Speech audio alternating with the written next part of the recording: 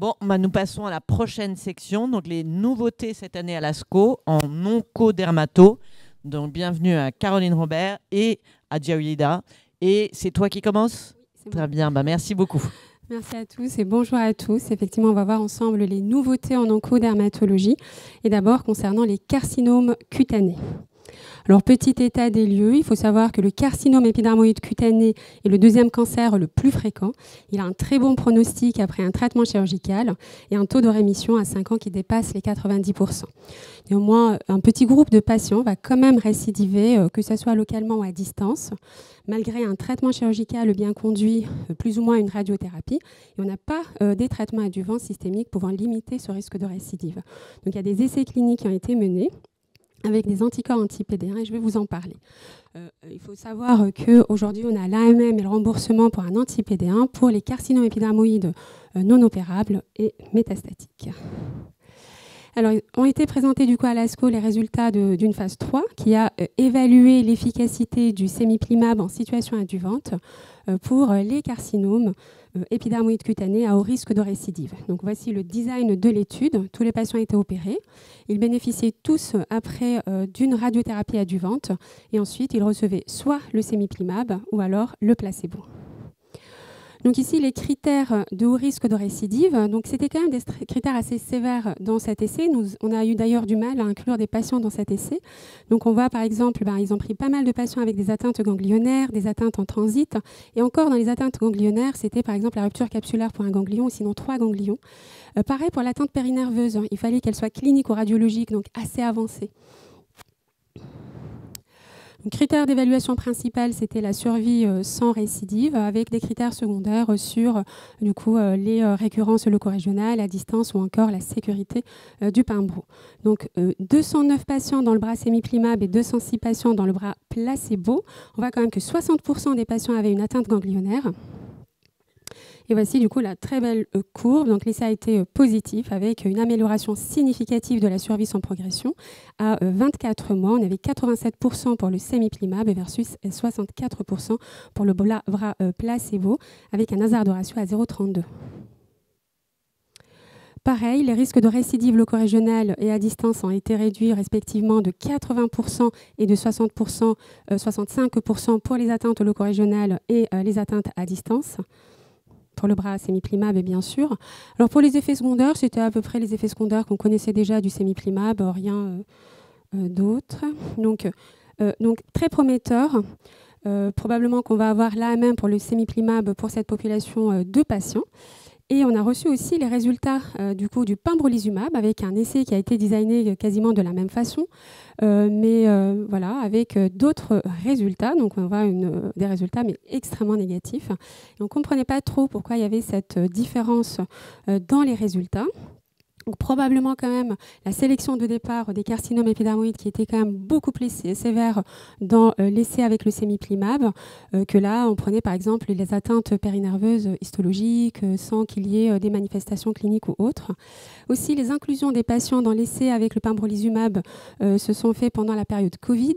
On voit que par exemple dans l'année qui a suivi la randomisation, on avait 17 décès dans le bras pembrolizumab versus 7 dans le bras placebo, avec des décès qui étaient liés à la progression de la maladie, qui n'étaient seulement de 6 pour le pembrolizumab. Donc beaucoup d'essais, un peu on ne comprenait pas trop pourquoi, dans des conditions un peu sepsis, autres. Il y avait aussi des Covid, bien sûr.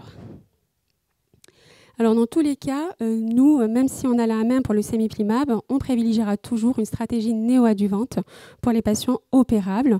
Donc ça a été très efficace dans les mélanomes, mais ça a aussi prouvé son efficacité dans les carcinomes cutanés, avec des essais certes avec des petites cohortes, mais extrêmement prometteurs, des résultats très intéressants. Donc on a dans quasiment les 3 essais une réponse pathologique majeure qui dépasse les 50%, qui avoisine les 60%. Par exemple, avec le premier essai, du coup, on a le sémiplimab seul, ou alors avec le niveau, l'épiniveau. Donc on a vraiment une très bonne réponse pathologique majeure.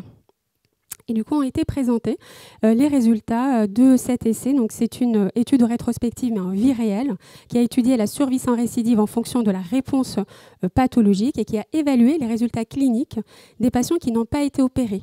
Donc, ils ont eu une immunothérapie néoadjuvante, puis ensuite, ils étaient en réponse clinique complète, donc ils n'ont pas été opérés. Donc, on va voir leur devenir. Donc là, on voit quand même qu'il y avait pas mal de patients qui étaient immunodéprimés qui ont été inclus. La plupart des patients avaient reçu l'anti-PD1 en situation néoadjuvante, donc 91% des patients. Et puis sinon, c'était l'anti-PD1 avec un autre agent, notamment épinivo. Donc là encore, un peu pareil, donc quasiment 56%, presque 60% de réponses pathologiques majeures. Ici, donc, la survie sans récidive à 12 mois était améliorée chez les patients qui présentaient une réponse pathologique majeure par rapport aux autres patients.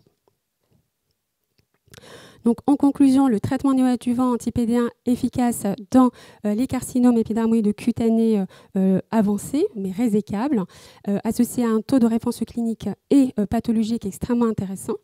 Alors, aucun patient avec une réponse pathologique majeure n'a rechuté à ce jour, mais cependant, on a quand même 9 patients qui n'ont pas subi de traitement chirurgical en raison de la réponse clinique, qui ont quand même finalement progressé. Donc, les recherches supplémentaires vont porter sur le traitement adjuvant derrière, une fois qu'on a opéré ces patients ou alors qui sont en réponse complète, est-ce qu'on peut rajouter de la radiothérapie ou de l'immunothérapie adjuvante pour pouvoir rattraper en fait ces patients qui ont finalement progressé.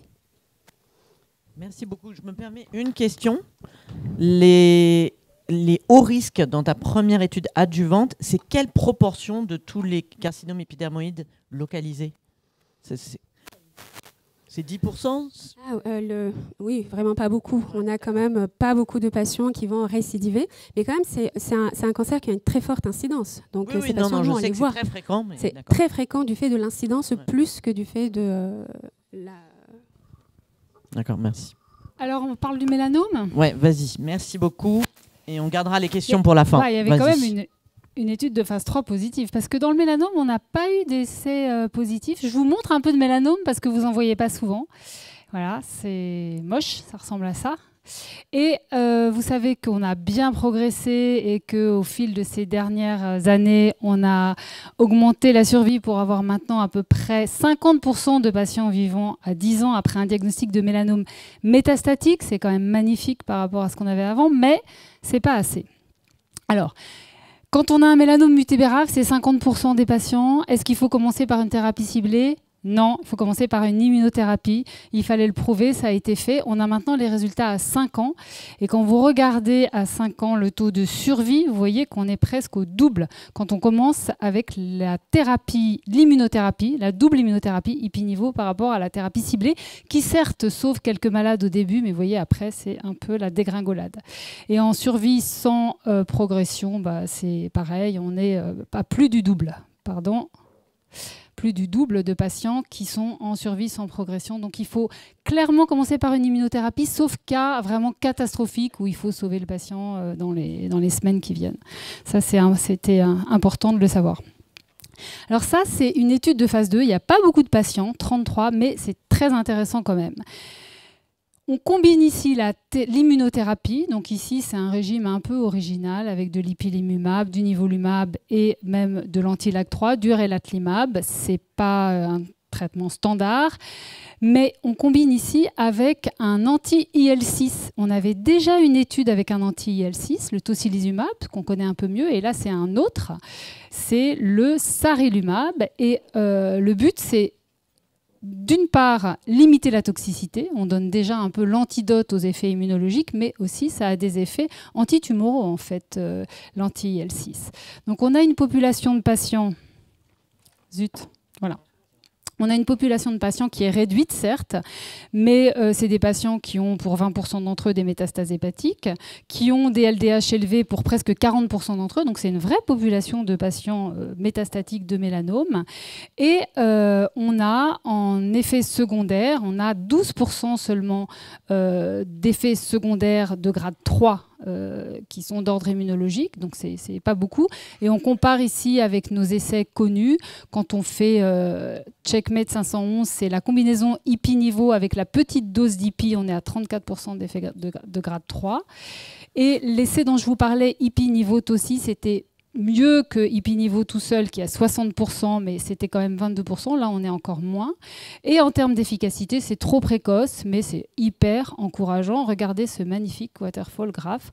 Donc, je pense que ça va vraiment être important de continuer dans cette stratégie. Ah, voilà. Alors maintenant, nous, notre gros problème, c'est quoi? C'est le malade qui échappe à l'immunothérapie, parce que là, on se retrouve comme il y a 15 ans, en fait. On ne sait plus quoi faire. Alors, qu'est-ce qu'on fait? On essaye d'inclure nos patients dans les essais où on leur injecte des TILS, les lymphocytes infiltrant les tumeurs. C'est des patients, pour avoir ce traitement-là, il faut être hyper sélectionné.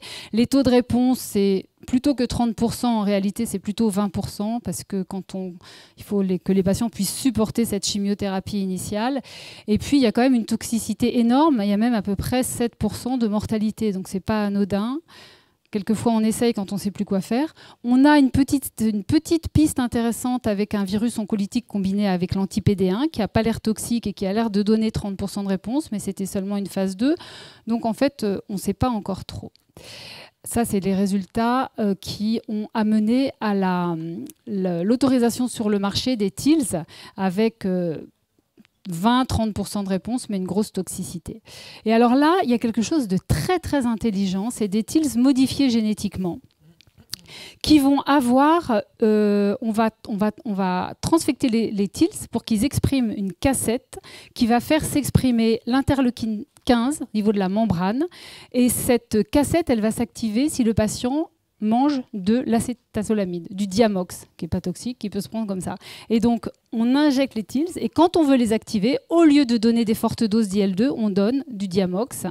Et donc, ça se fait comme ça. Vous voyez les traitements par Diamox, là, en orange. Donc là, on a une toute petite cohorte de patients, parce que c'était une recherche de dose, mais c'est tellement smart comme mécanisme. On a, là, c'est une population de patients petites mais très malades. Vous voyez qu'ils ont tous été traités, parfois avec plusieurs lignes de traitement. Ils ont des LDH élevés. Enfin bon, c'est des patients vraiment graves.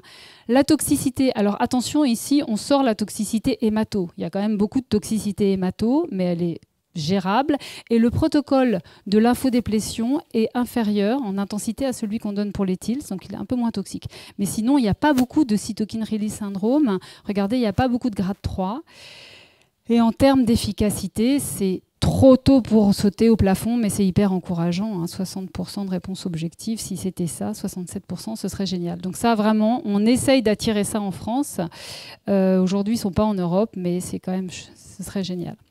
Un autre traitement nouveau avec un essai relativement précoce, mais vraiment intéressant, ça va cibler PRAM, vous savez, antigène cancer testis, exprimé par beaucoup de cancers et beaucoup les mélanomes.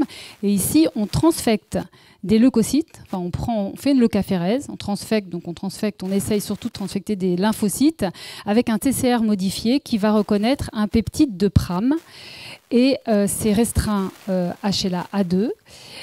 Et là, l'intérêt, c'est qu'au lieu de prendre un bout de tumeur et de sortir les TILS, on fait une leucaphérèse. Donc l'essai, ici, il prend donc la leucaphérèse, on transfecte les leucocytes, on fait une lymphodéplétion, quand même, une chimiothérapie la même que celle des TILS, et on fait une injection de ces lymphocytes génétiquement modifiés.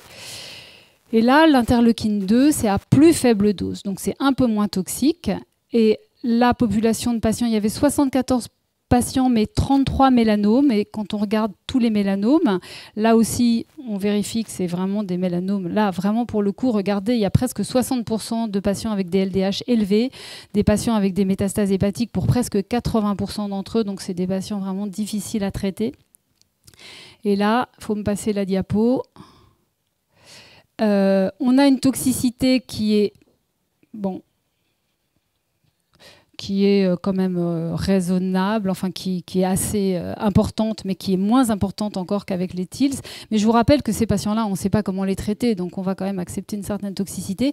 Et là, vraiment, les résultats, c'est pareil, il n'y a pas beaucoup de patients, mais si c'est ça, c'est très, très intéressant. Et ça, cet essai, on va l'ouvrir bientôt, là, avec Philippe Jam et Ronan Flippout, dans notre nouvelle unité ICE. Et on a très hâte. Regardez les réponses qui durent. Donc, espérons que ça va marcher. Attention, on est HLA2 restreint. Alors là, on a un essai qui s'intéresse au mélanome UVO, méchant mélanome qui donne des métastases hépatiques.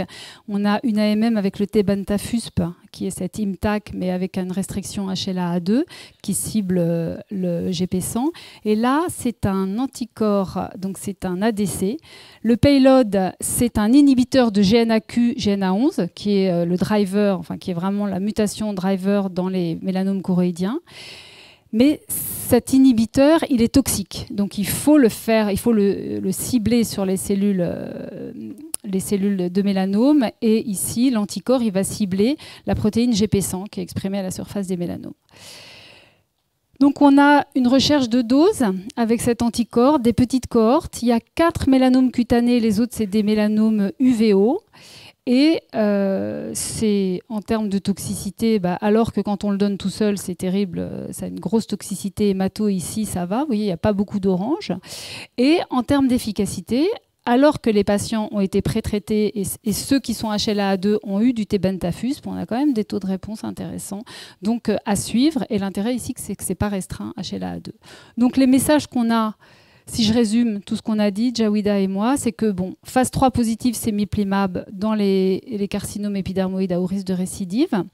Et puis en mélanome, on n'a pas des grandes news de phase 3, mais on a des pistes intéressantes, l'anti-IL6 avec l'immunothérapie, les nouvelles thérapies cellulaires assez intéressantes, assez intelligentes et dans leur stratégie, et puis le mélanome uvéal avec un nouveau traitement.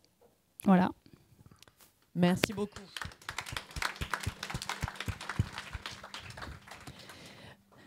Et donc toi, tu sembles plus encouragé par les lymphocytes périphéraux modifiés par PRAM. Et ma question, c'est que c'est plus pratique, c'est plus facile, tout ça. C'est surtout l'OBX que je trouve génial, les lymphocytes que tu peux activer avec la cassette. Je trouve que c'est fantastique, ça. Oui, pas d'IL2 et ça marche bien, hein, vraiment on les réallume quand on prend du Diamox, donc je pense que ça va ouvrir des voies. Et l'avantage du mélanome, c'est que c'est relativement facile d'accéder en fait au TILS, parce que vous pouvez faire, comment vous pouvez le prendre sur une lésion cutanée. Oui, parce que dans les tumeurs solides, c'est souvent le problème, c'est qu'il faut aller au bloc pour aller les chercher, mais pour vous c'est peut-être plus facile aussi. Ouais, on va quand même souvent au bloc, hein. Mais bon, faut les sortir quand même. C'est vrai que l'autre, l'intérêt c'est que tu fais ta lecaphérèse et que, Et tu as quand même besoin de faire de l'IL2 derrière, parce que certains des autres n'ont pas d'IL2 derrière. L'IL2, l'OBX avec l'IL15, ils n'en font pas. Il y a des tentatives de baisser la dose ou de faire d'autres cytokines, mais je pense qu'ils ont un peu peur de changer, parce qu'ils se disent si ça marche comme ça, si on se lance et qu'on commence à changer et que ça ne marche pas. Même la boîte, là, Iovance, qui a l'AMM avec l'interleukine 2, on leur demande d'essayer de baisser l'intensité de la chimio, de baisser la dose d'IL2, mais bon, ils n'osent pas trop, ils ont peur d'avoir moins de taux de réponse. Oui, mais enfin, moi, je pense que les TILS, tels qu'ils sont faits aujourd'hui, ça ne peut pas rester comme ça. C'est trop compliqué, c'est trop toxique. Il faut qu'on trouve autre chose. Et aux États-Unis, ils sont disponibles, remboursés ? Et oui. C'est ça. Oui, c'est les assurances qui remboursent. Oui, hein. Et nous, ça va être en juillet qu'on saura si parce que ça va arriver normalement, potentiellement en France. C'est bien ça, c'est bien ce qui me semblait. Est-ce qu'il y a d'autres questions pour les cancers cutanés ? Non, merci beaucoup à vous deux.